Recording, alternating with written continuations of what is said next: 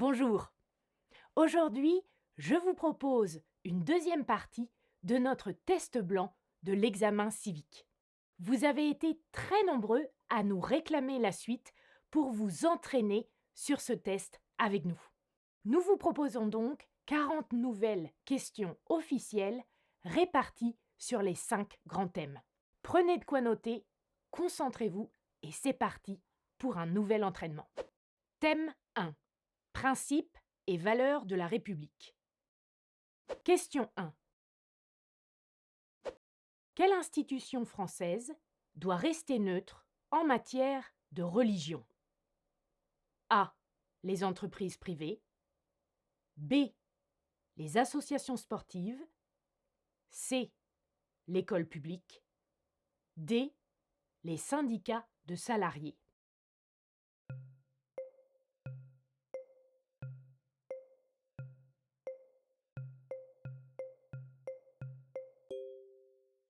L'école publique est un espace de neutralité où le prosélytisme est interdit afin de protéger la liberté de conscience des élèves.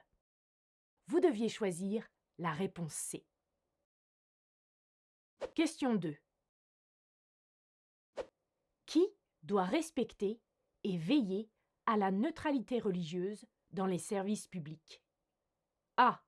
Uniquement les usagers qui fréquentent ces services publics. B. Les agents de l'État et fonctionnaires pendant leur service. C. L'ensemble des entreprises privées, partenaires de l'État. D. Les élus locaux et nationaux dans leur vie personnelle.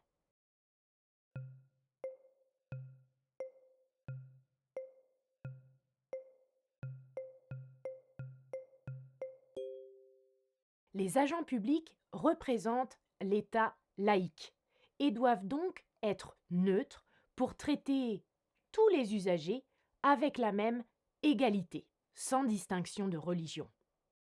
Vous deviez donc choisir la réponse B. Question 3. La liberté d'association est A. Une tolérance accordée par les préfectures. B. Un droit réservé aux citoyens de l'Union européenne. C. Une liberté fondamentale garantie par la loi. D. Une activité soumise à l'autorisation du maire.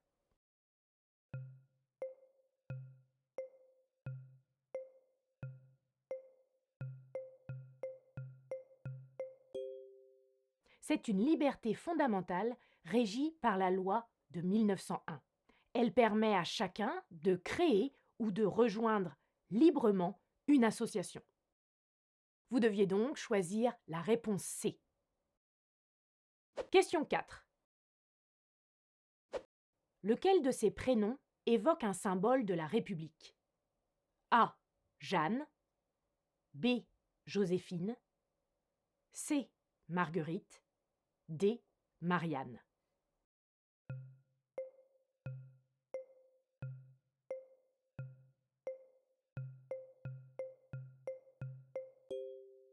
Marianne est la figure allégorique de la République française.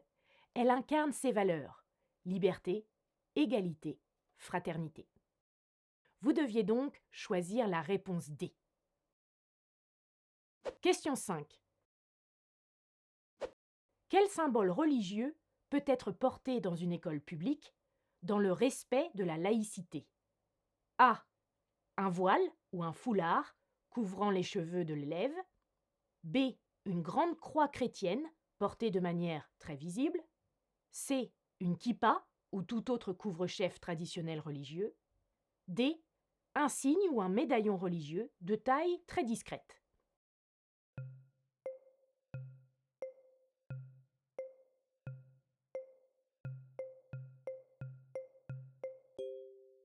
Selon la loi de 2004, seuls les signes religieux très discrets, comme un médaillon, sont autorisés dans une école publique.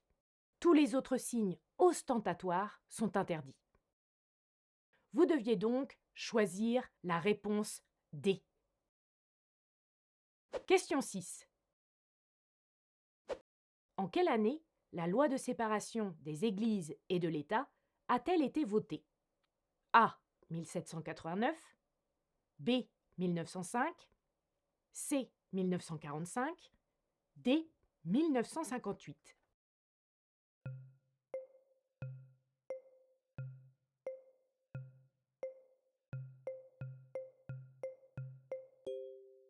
La loi du 9 décembre 1905 est le texte fondateur de la laïcité, instaurant la séparation stricte de l'État et des religions.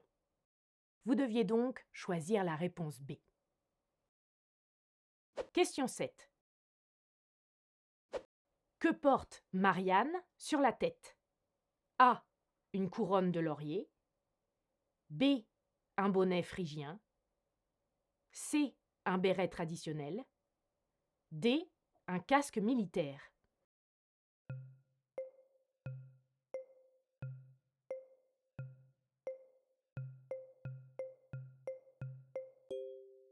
Marianne porte le bonnet phrygien, symbole de la liberté et de l'émancipation des esclaves sous l'Antiquité, repris lors de la Révolution française. Vous deviez donc choisir la réponse B, un bonnet phrygien. Question 8. Que peut faire un usager du service public dans une mairie? A. Obtenir des documents d'état civil, comme un acte de naissance.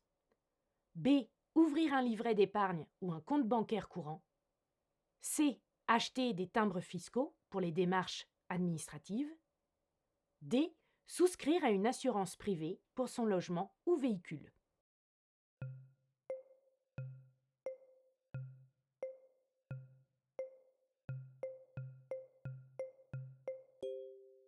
La mairie est le lieu où l'on effectue ces démarches d'état civil, telles que l'obtention d'un acte de naissance, de décès ou de mariage. Vous deviez choisir la réponse A. Question 9. Déclarer ses revenus aux services fiscaux est A. Une démarche facultative selon les revenus perçus. B. Une obligation légale pour tous les résidents. C. Une obligation réservée aux citoyens français. D. Une procédure imposée uniquement aux cadres.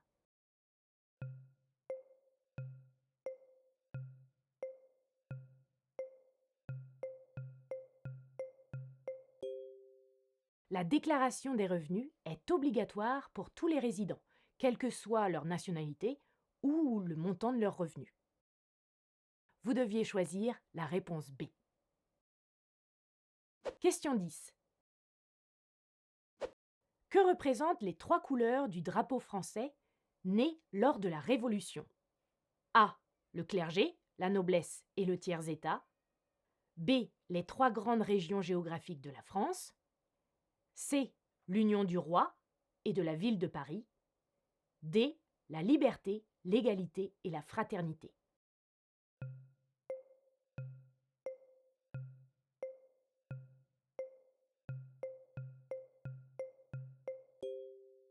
Historiquement, le blanc était la couleur de la royauté. Au début de la Révolution, on l'a entouré du bleu et du rouge, les couleurs de Paris, pour symboliser l'union entre le monarque et le peuple. Vous deviez choisir la réponse C. Question 11.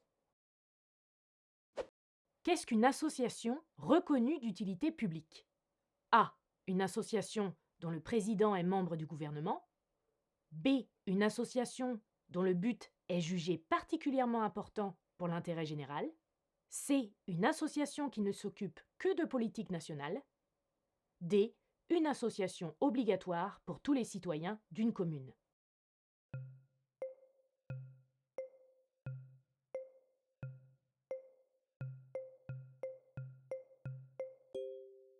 C'est un statut spécial accordé par décret. Il permet à l'association de recevoir des legs et offre des réductions d'impôts plus importantes aux donateurs, car son action aide l'ensemble de la société. Vous deviez donc choisir la réponse B. Petit rappel très important avant de continuer. Si vous voulez obtenir la naturalisation, vous devez montrer que vous avez un niveau B2. Pour cela, vous devez vous préparer. N'hésitez pas à nous contacter pour que l'on vous aide à obtenir ce niveau B2, tant du point de vue de la grammaire que du point de vue du vocabulaire, ainsi que des compréhensions orales et écrites. Si vous voulez mettre toutes les chances de votre côté, je vous invite à consulter tous les cours que nous proposons. J'ai mis le lien en description. Allez, on continue notre examen civique. Thème 2, système institutionnel. Question 12. Comment est désigné le Premier ministre? A. Il est élu directement par l'ensemble des citoyens français. B. Il est nommé officiellement par le président de la République. C. Il est désigné par un vote des députés de l'Assemblée nationale. D. Il est choisi par le président du Conseil constitutionnel.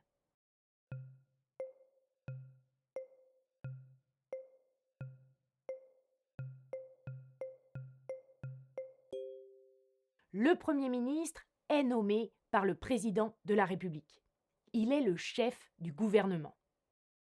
Vous deviez donc choisir la réponse B. Question 13. Quelle condition est nécessaire pour voter aux élections présidentielles?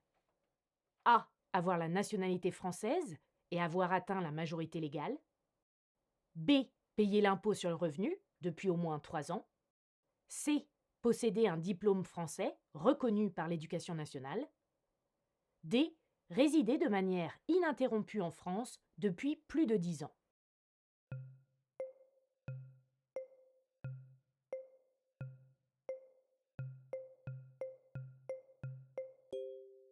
Pour voter, il faut posséder la nationalité française, être majeur et jouir de ses droits civils et politiques. Vous deviez choisir la réponse A. Question 14. Combien y a-t-il de départements en France? A. 22, B. 95, C. 101, D. 113.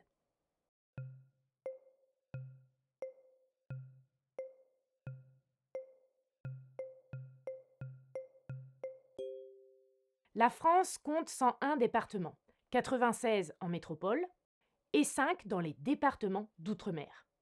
Vous deviez donc choisir la réponse C. Question 15. Comment sont désignés les députés? A. Ils sont élus au suffrage universel direct lors des élections législatives. B. Ils sont nommés de manière discrétionnaire par le président de la République. C. Ils sont désignés par un tirage au sort parmi les citoyens volontaires. D. Ils sont élus de manière indirecte par les maires et les conseillers régionaux.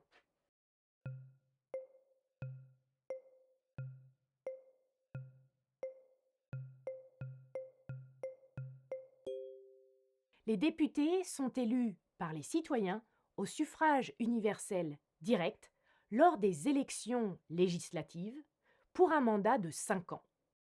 Vous deviez choisir la réponse A. Question 16. Quelle est la durée du mandat du président de la République française? 4 ans, 5 ans, 6 ans, 7 ans.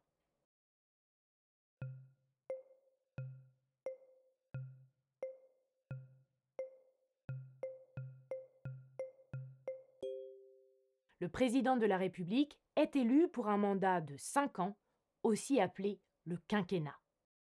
Vous deviez choisir la réponse B. Question 17. Quel État a quitté l'Union européenne en 2020? A. La Suisse. B. La Norvège. C. Le Royaume-Uni. D. L'Islande.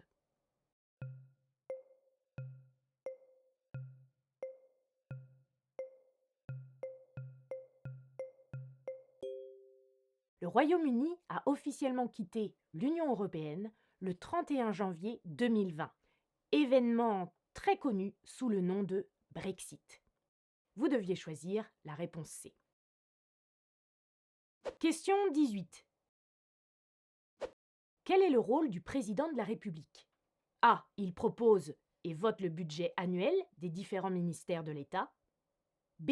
Il est le chef des armées, négocie les traités et veille à la Constitution. C. Il rend la justice lors des grands procès impliquant la sécurité nationale. D. Il s'occupe de la gestion quotidienne et administrative des services publics.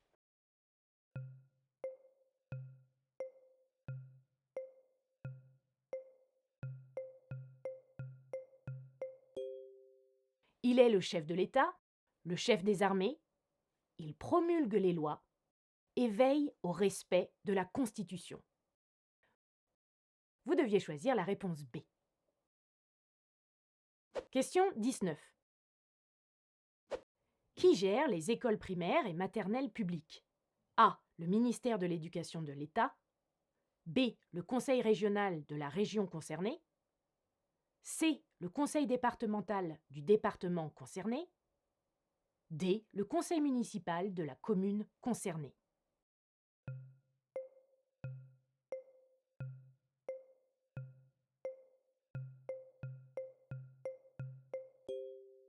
La construction, l'entretien et le fonctionnement des écoles maternelles et élémentaires relèvent de la compétence de la commune. Vous deviez choisir la réponse D, le conseil municipal.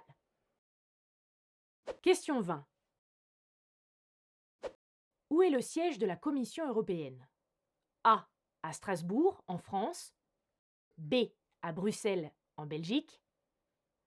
C. À Genève, en Suisse. D. À La Haye, aux Pays-Bas.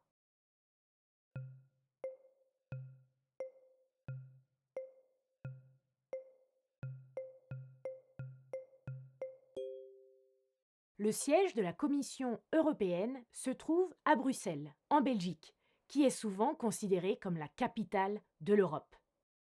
Vous deviez choisir la réponse B.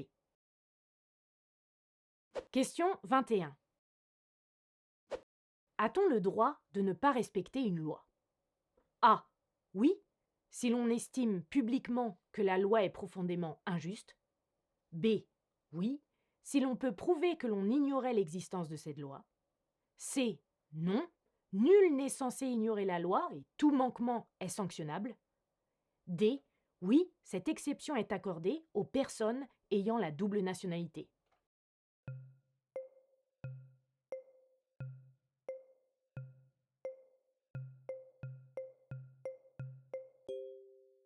Nul n'est censé ignorer la loi. Le respect des lois est une obligation pour tous les citoyens et résidents de France. Vous deviez choisir la réponse C. Question 22. Qui élit les députés européens? A. Les citoyens majeurs des différents pays de l'Union européenne. B. Les gouvernements nationaux de chaque pays membre de l'Union. C. Les présidents de la République de chaque pays signataire des traités. D. Les membres dirigeants du Conseil de l'Europe lors de sessions privées.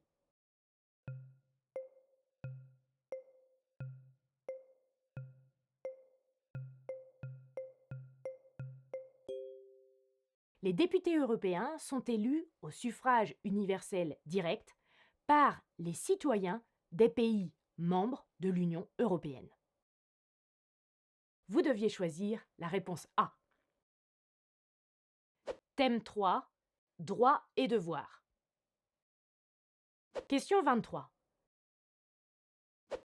Qu'est-ce que la citoyenneté numérique? A. L'obligation légale de posséder une adresse e-mail personnelle. B. Le fait de pouvoir voter aux élections présidentielles par Internet. C. L'ensemble des droits, devoirs et responsabilités liés à l'usage d'Internet. D. L'apprentissage obligatoire de la programmation informatique dès l'école.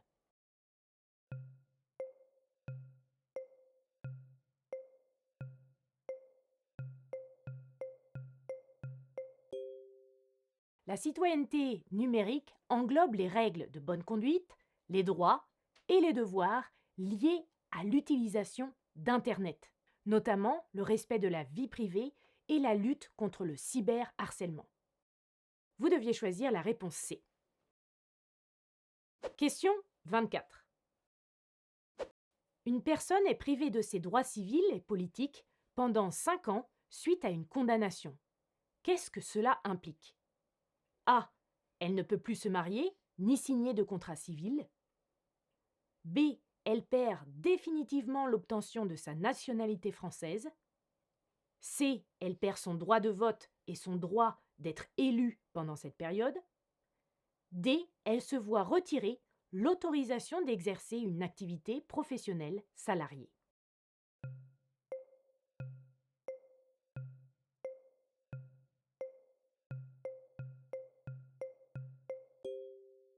La privation des droits civiques entraîne l'interdiction de voter et l'inéligibilité pendant la période fixée par le juge. Il fallait répondre C. Question 25. Que dit l'article 1er de la Constitution française? A. La France est une grande monarchie parlementaire européenne. B. La France est une république indivisible, laïque, démocratique et sociale. C. La France est un État fédéral organisé en plusieurs régions autonomes. D. La France reconnaît historiquement le catholicisme comme religion d'État.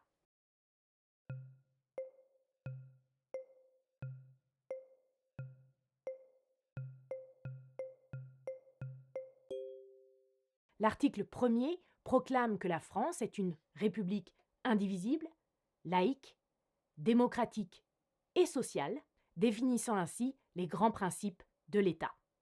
Vous deviez donc choisir la réponse B. Question 26. Qu'est-ce que la liberté d'expression?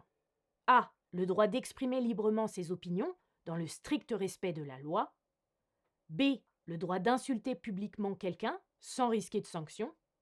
C. Le droit de diffuser des informations confidentielles sur la vie privée d'autrui. D. L'obligation civique de donner publiquement son avis sur tous les sujets.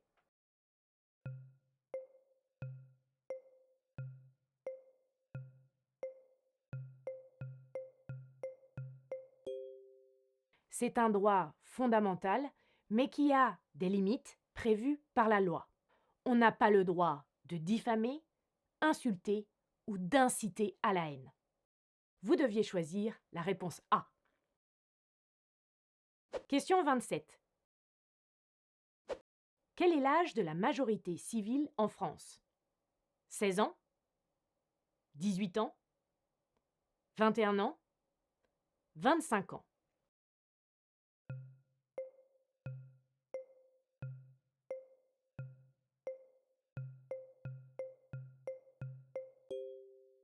Elle est fixée à 18 ans depuis 1974. Elle donne le droit de vote et de pleine capacité juridique. Vous deviez choisir la réponse B. Question 28. Lequel de ces crimes ou délits peut entraîner la privation des droits civils et politiques par un juge? A. Un excès de vitesse important sur une autoroute française. B. Le refus persistant de payer ses factures d'eau et d'électricité. C. Une atteinte grave à la sûreté de l'État ou des actes de terrorisme. D. Le vol d'un véhicule motorisé stationné sur la voie publique.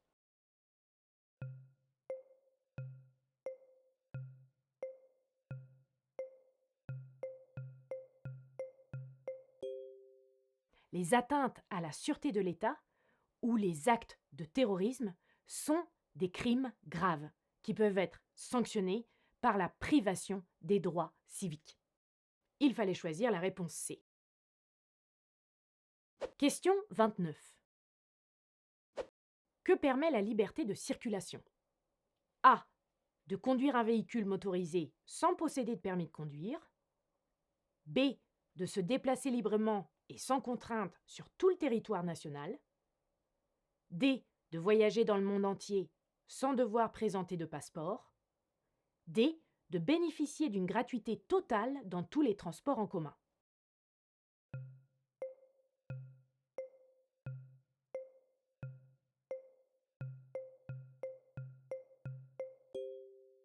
C'est une liberté fondamentale qui garantit à tout citoyen ou résident légal de se déplacer librement sur tout le territoire français. Vous deviez choisir la réponse B. Question 30. Pour obtenir une carte d'identité, il faut A. Prouver de manière indiscutable que l'on possède la nationalité française. B. S'acquitter d'une taxe administrative d'un montant de 100 €. C. Fournir une attestation prouvant que l'on possède un emploi stable. D. Présenter un extrait de casier judiciaire totalement vierge d'infraction.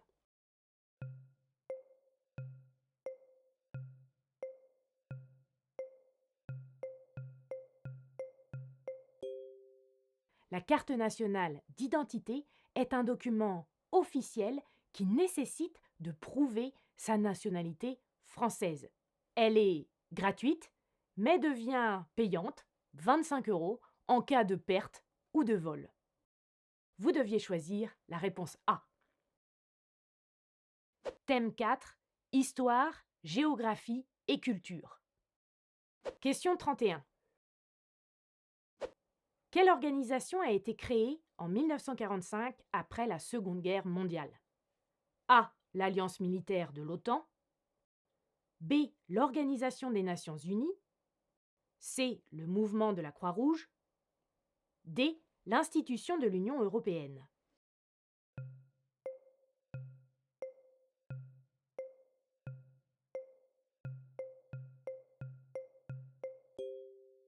L'ONU a été créée en 1945 pour maintenir la paix, la sécurité dans le monde et développer des relations amicales entre les nations. Il fallait choisir la réponse C. Question 32. Parmi ces textes, lequel a été adopté sous Napoléon Ier? A. La Déclaration des droits de l'homme et du citoyen. B. Le Code civil unifiant les lois du droit français. C. La loi fondatrice sur la séparation des églises et de l'État. D. Le décret marquant l'abolition définitive de l'esclavage.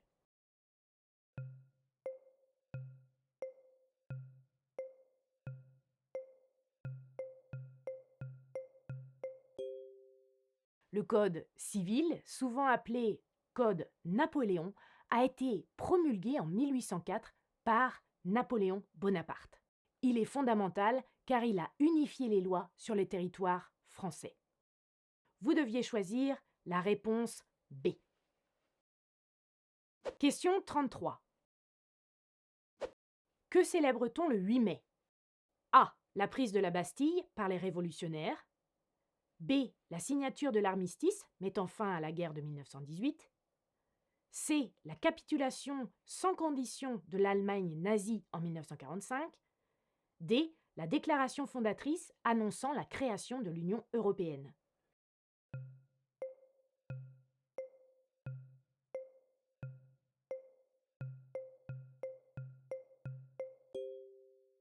Le 8 mai commémore la victoire des Alliés et la capitulation de l'Allemagne nazie en 1945, marquant la fin de la Seconde Guerre mondiale en Europe. Vous deviez choisir la réponse C. Question 34. En quelle année l'euro est-il devenu la monnaie officielle de la France? En 2002, en 1999, en 2010, en 1992.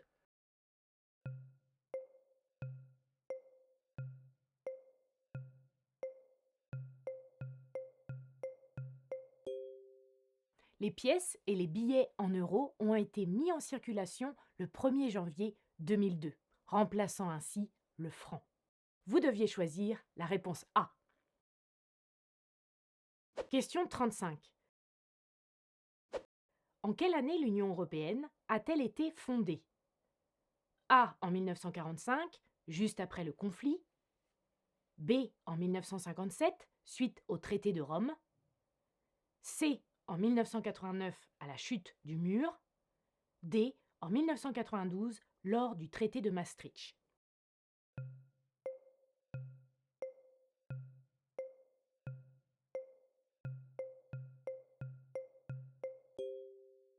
Bien que la construction européenne date de 1957, le nom officiel d'Union européenne date du traité de Maastricht en 1992.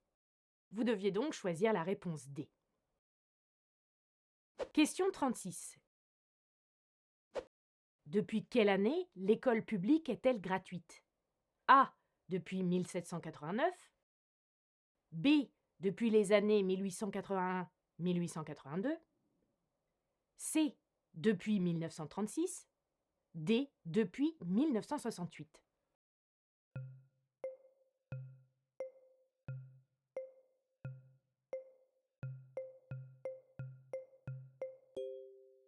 L'école publique a été rendue gratuite en 1881, laïque et obligatoire en 1882 sous l'impulsion de Jules Ferry. Vous deviez choisir la réponse B. Thème 5. Vivre en société. Question 37. À quel âge commence l'instruction obligatoire des enfants? A. À l'âge de 6 ans. B. À l'âge de 2 ans. C. À l'âge de 3 ans. D. À l'âge de 11 ans.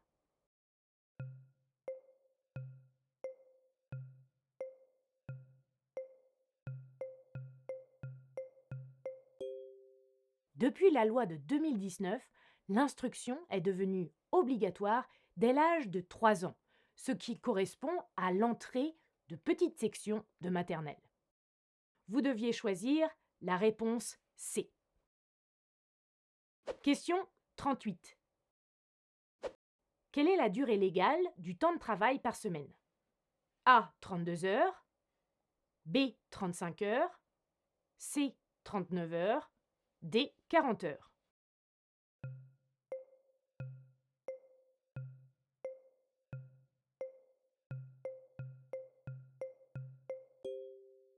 La durée légale du temps de travail en France pour un salarié à temps plein est fixée à 35 heures par semaine. Vous deviez choisir la réponse B. Question 39. Qui peut demander un congé parental d'éducation? A. Uniquement la mère biologique. B. Uniquement le père biologique. C. Le père ou la mère de l'enfant. D. Personne.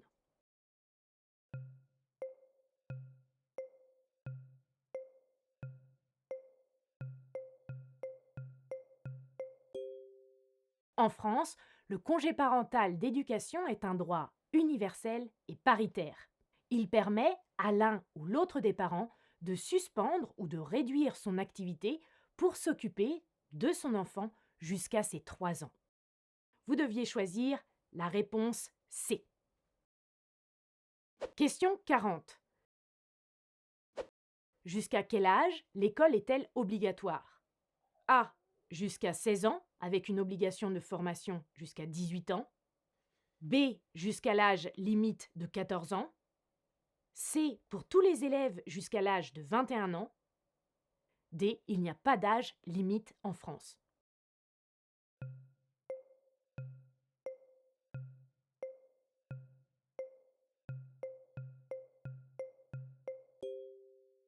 L'instruction est obligatoire entre 3 et 16 ans. Depuis 2020, il y a une obligation de formation jusqu'à l'âge de 18 ans.